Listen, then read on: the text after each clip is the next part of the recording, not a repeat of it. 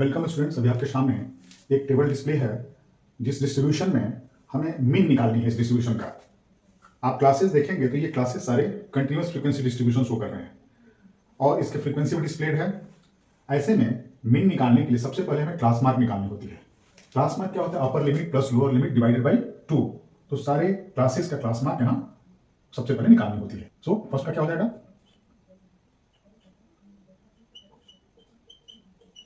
ये सारे class mark हो गया। अब यहाँ हमें डेविएशंस ऑफ डाटा निकालना होता है with respect to assumed mean. तो सबसे पहले एज्यूम्ड मीन हम जनरली मिडिल वैल्यू को लेते हैं। तो यहाँ पे ये 50 मिडिल वैल्यू है, तो एज्यूम्ड मीन यहाँ इस टेबल के लिए 50 सपोज कर लिया। अब इससे with respect to this assumed mean हम कैलकुलेट करते हैं डेविएशंस को। Means xi minus a 10 minus 50, so minus 40। ये सारे क्लासेस के डेविएशंस हो गए। अब यहां आप ध्यान दो, अगर इसका अरिथमेटिक रिड्यूस करना है तो यहां हमें 20 एज ए कॉमन फैक्टर दिखाई दे रहा है। तो अगर 20 से पूरे डेविएशंस को हम डिवाइड कर लें इंडिपेंडेंटली तो हमारा अरिथमेटिक काफी एक्सटेंट में रिड्यूस हो जाएगा। सो यहां पे जो ईवाई की वैल्यू होगी वो deviations divided by that common factor. तो ये 20 से डिवाइड कर दीजिए सारे को।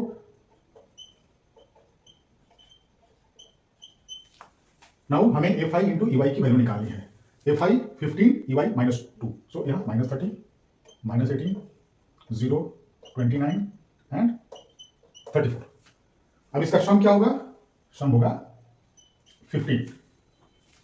अब सारे डाटा अवेलेबल हैं तो हमें पता है इसका फॉर्मूला मीन का क्या होता है। Assume mean plus common factor into sigma fi ui divided by sigma fi।